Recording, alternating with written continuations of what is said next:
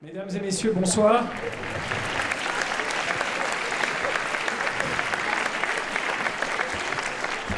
Bienvenue pour cette occasion qui est un redémarrage de saison, mais qui est exceptionnelle à plusieurs titres.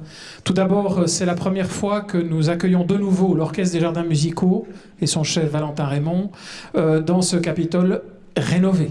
Donc c'est quelque chose, et on peut saluer autant les musiciens qui nous accompagnent depuis longtemps.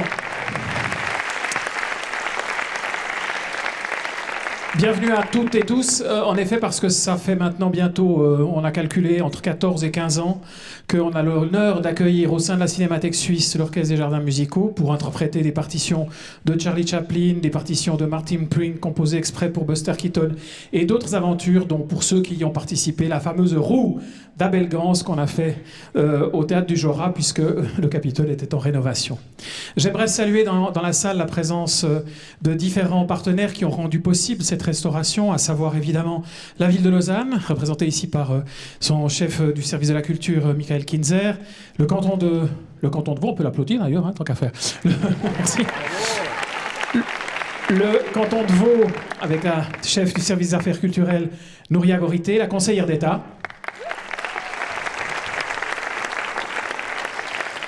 Et vous verrez, je ne vais pas être totalement protocolaire parce que je passe tout de suite à la Fondation Capitole qui a été créée pour justement gérer ce Capitole à travers sa vice-présidente Catherine Labouchère.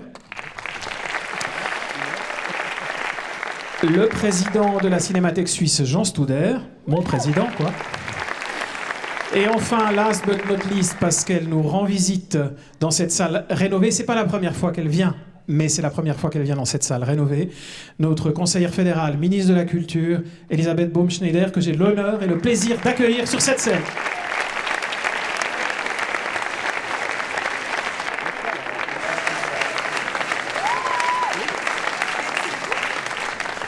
Merci infiniment. C'est vraiment un honneur et un privilège d'être comme ça au cœur d'un orchestre. Le Conseil fédéral n'a jamais décidé qu'on osait se déplacer avec un orchestre. Donc, je suis vraiment très heureuse et reconnaissante de ce que je ressens comme un privilège. Madame la conseillère d'État, chère Nouria, Monsieur le président de la Cinémathèque suisse, cher Jean, Monsieur le directeur de la Cinémathèque, cher Frédéric, Madame la vice-présidente, chère Catherine, j'aurais tendance à dire chers et chers amis, j'ai même vu des amis du canton de Neuchâtel, enfin bref, de partout, et on a l'esprit à la fête ce soir, et je crois que c'est aussi quelque chose que le cinéma nous offre, c'est ce lien direct avec la dimension festive, et puis aussi le regard qu'on porte sur la société et sur nous-mêmes. Le Capitole, effectivement, c'est pas la première fois que j'y viens, mais on m'a téléphoné pour vous dire que le Capitole a beaucoup de choses à nous murmurer au creux de l'oreille ou du cœur, ou bien à nous affirmer avec panache, avec splendeur, couleur. Bref, l'histoire, elle est multiple par rapport au Capitole. C'est un peu comme une dramaturgie de toute une époque. En 1924, il y a exactement un siècle, naît à Lausanne Freddy Buach. C'est véritablement, je crois, un militant de la cause culturelle. Il est cofondateur de la Cinémathèque suisse.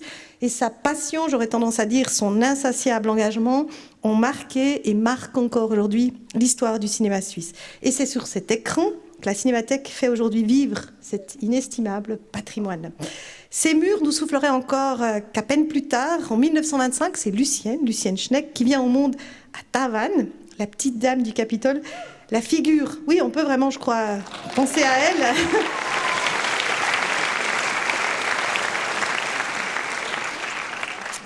Véritable figure emblématique d'une véritable épopée en ces lieux et à Lausanne.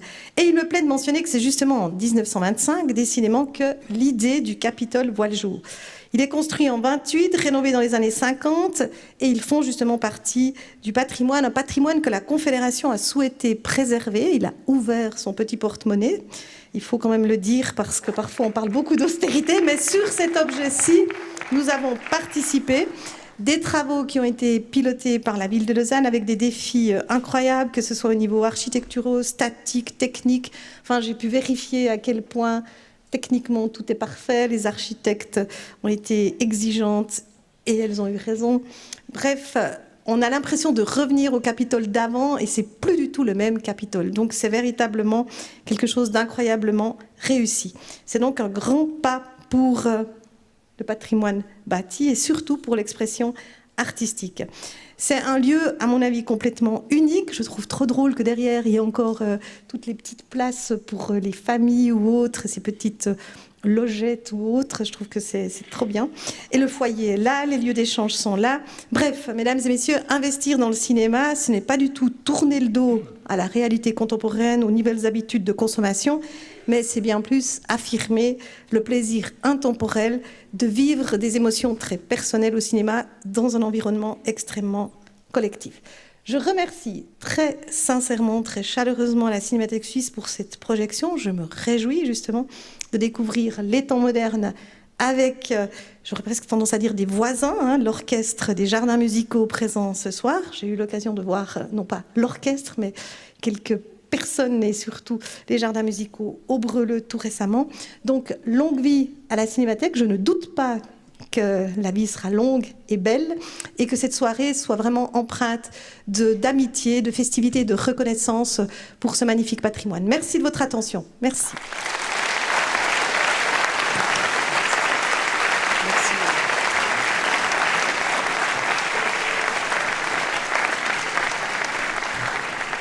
Merci Madame la conseillère fédérale. C'est en effet, je crois, véritablement la première fois que la Confédération, au sein du patrimoine, au niveau patrimonial, soutient la rénovation d'un cinéma et c'est signe justement de son engagement pour le cinéma qui est essentiel à la vie de nos films. Et d'ailleurs, on présentera dans quelques jours, comme vous le savez, l'avant-première d'un film suisse qui était à Cannes et qui a été soutenu évidemment par la Confédération.